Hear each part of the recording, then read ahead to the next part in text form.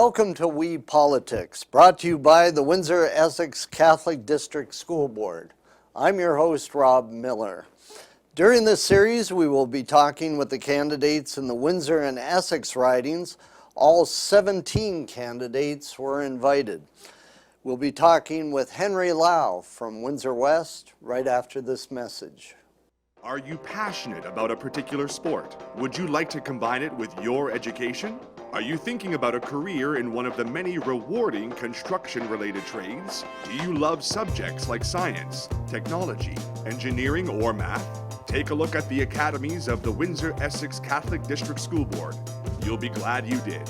And years from now, you'll look back on your high school days as the best times of your life. The academies of the Windsor-Essex Catholic District School Board. We're with you all the way. Conservative candidate Henry Lau is a retired businessman. Before he retired, he started a number of companies in the mold making industry. He's also a manufacturing business consultant. In the past few years, he's run as a candidate in Windsor, both federally and provincially. Henry, welcome. Thank you so much. It's good to see you. You always. You've run a number of times for the Conservative Party. What is it that keeps bringing you back to the election road? Windsor is my home. It is important that we have to bring our Windsor issue at the government table. It is so important that we have the right representation in our region. And this is why I don't give up on my home. Windsor is my home. And this election is not about me. It is about how Windsor's issue can be brought at the government table in this coming election.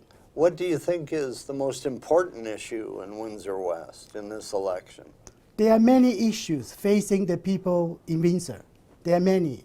I was in downtown Mission yesterday. I was on the street every day, and I heard a lot of concerns.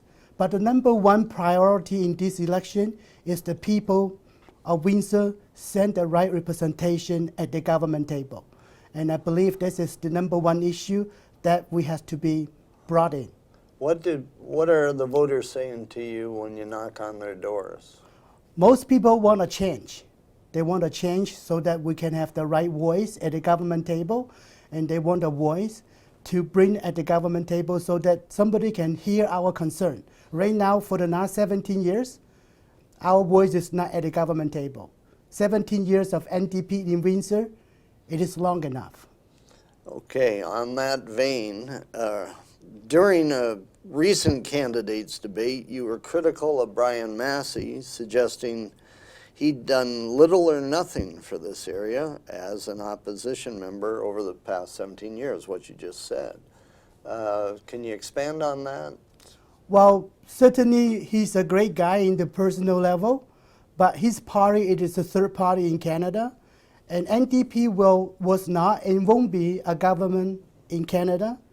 That will be the fact that Windsor people has to realize that any vote for NDP in Windsor basically is a vote, is a waste. We have no representation at the government table. Why we continue to send a person with no representation at the government? Recently, there's been quite a fight between what's perceived, at least, as the two top candidates, Brian Massey and Sandra Pupatello making a comeback. They've been sniping at each other quite a bit. How do you expect to take advantage of that? You know, I'm not really much concerned how they have their come in each other. For me, I'm concerned about Windsor issue only. And I'm not worried about anybody, but the people don't vote and don't care. This is my concern.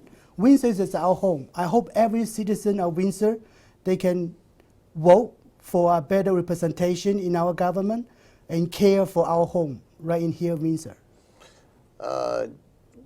But you also criticized Sandra Pupatello that she's not the answer for Windsor either. That's correct. She has 16 years in the government as a member of provincial government. And are we happier with Sandra in this area? She has 16 years of chance. And I don't think she has done a good job for Windsor West. And Brian Massey has 17 years in the federal level, and she's not in the government table. So Windsor should give me a chance so that I can prove I can do a better job than both of them. Okay, well, you've created jobs in the past. You developed, how many companies did you start during your working years? Well, many years. I started trade when I was in the time 84. I worked in the factory, and after 10 years of schooling and working in the factory, I bought into a bankruptcy business when I was 26. And I turned around the business into successful after 2.5 years, and I sold it. And I started a brand new company called Standard Tool. And from 2 people, I grew into the success. And many people, over 60 people, we have working together. And I retired from the business after I sold the company. So I spent my time to raise my 3 children. Now they all graduate from university in Ontario, and I got more time and a more passion for the city of Windsor, and I want to do something meaningful in my life. Well, you're a business consultant now, so have you helped other businesses, startups? Yes, I do helping the business and advise them how to start and advise them how to look at the careful area. And a lot of people, they can have investment, but how to make a business successful, we have to have a good business plan. Because when you have no income coming in, you can spend all the money that it is not going to cover your expense, and you'll be in trouble. So we have to be very careful how to plan out at the beginning and move on slowly but surely. So you've been in the manufacturing business. What do you see as the way to retain the businesses we have and attract new investment in Windsor? Well, Windsor is a very special place, and we are the gateway of Canada. We have a lot of skilled trade professionals. We have tremendous advantage over a lot of areas. But somehow our government representation here, they don't know how to make a business plan. You know, in our manufacturing here, we basically work for U.S. A lot of company, they are based on a U.S. interest in our region. And when I become a member of parliament, I can introduce my plan as a future cars built right in our region. And right now we're talking about all green and all energy efficient. And that is a great idea. And the great idea we had to build right in here in Windsor in the Canadian brand. And we have to have our own manufacturing of automotive. And I can able to bring the business leader together, work with the unions leaders, and that would be the plan that we can create hundreds, thousands of jobs across the country. And this is the future of our manufacturing. And I can have, I can bring up the idea to the business leader and the labor unions in working together for that kind of plan. We can succeed in Windsor and across Canada. A big source of jobs is trade. The NAFTA, the renegotiated NAFTA with the U.S. and Mexico, what's your opinion of that? You know, Liberal didn't do a good job on that negotiation. And basically they wait, and then they lost a lot of opportunity to have a good relationship with the government of U.S. administration. Unfortunately, the Liberal taking their time and lose a lot of opportunity on that agenda. So we already the government already signed the agenda, already signed the agreement, and we should honor the agreement we signed. And it is not just we can just open anything we agree to, and they will bring a lot of uncertainty. When the people say, you guys say something you're not honor, how can we trust you? So the NDP idea, it won't work, and it will make a mess for our manufacturing jobs in investment environment, because people won't trust us anymore when you open anything we sign. So as conservative, we will honor the agreement, and we'll move on with a better plan on how to make Canadian economy better by putting more money into the Canadian pocket, and by lowering the taxes, by reducing the GST, by taking, we'll scrap the carbon tax away, The carbon tax drives everything expensive. You know, we cannot afford these kind of taxes on Canadian. So our main focus, it is to make Canadian to get ahead, to have more money into the Canadians' pocket so that they can spend, our economy will grow and create more better jobs. Speaking of the environment and you're talking about carbon tax, such things, if carbon tax isn't the answer, what is the answer to fighting climate change? Really good question. A lot of people concerned about the environment, environmental issue. I do too. You know, our city have a slogan, water and land sustains us. It's very important that we have a good environment. But tax is not the solution. Our solution is this, to continue our technology improvement across the sectors, across all the business, and helping the Canadian fight the this emission and all these issues by supporting with tax credit. And we want more green and cleaner energy, natural energy environment.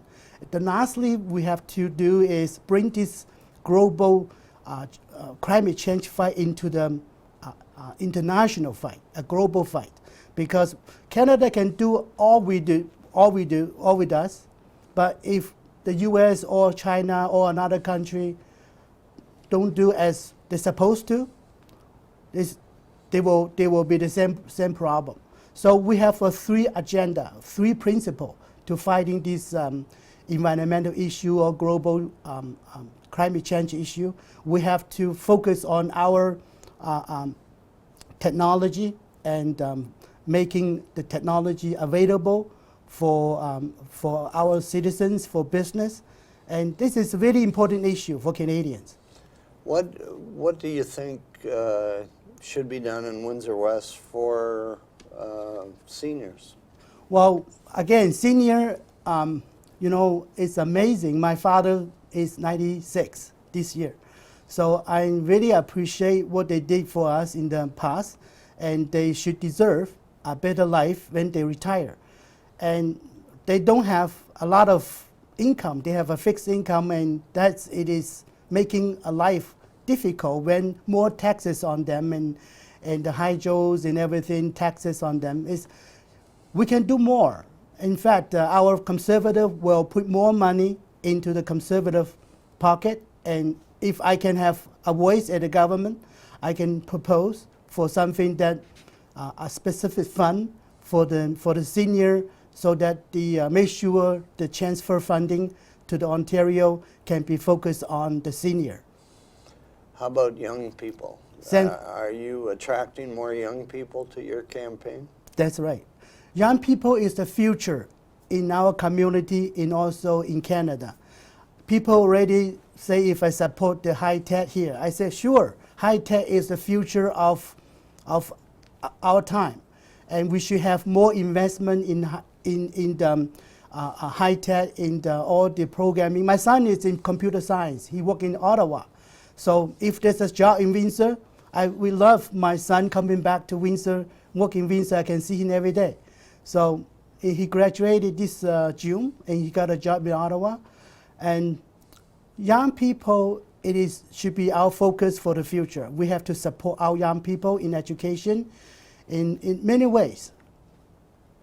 How about pharmacare has been a big subject. Where does the Conservative Party stand on that? Yeah, we certainly want our all industrial to be deserve federal government support. We want to make sure a continued renovation in our pharmacare, and we want to make sure they grow healthily and efficiently. And this is our plan, because it is very big and very important industrial in our society. Okay, we've run out of time, so it's time to give you a minute to talk to the voters and tell them why you should be elected. Thank you so much for the opportunity to listen to my opinions. And I'm here for Windsor. And this election is not about the candidate, but the future of Windsor. we need to send a right person at the government table in this coming election. I will be the person for you and to be your voice and strong voice for Windsor. And I will bring the concern and requests at the government table of next conservative government and to get the answer we all deserve. It is important not only for me, but also for you. Thank you very much. Thank you for being here. Thank you so much. And thank you for joining us on We Politics. We'll see you again real soon.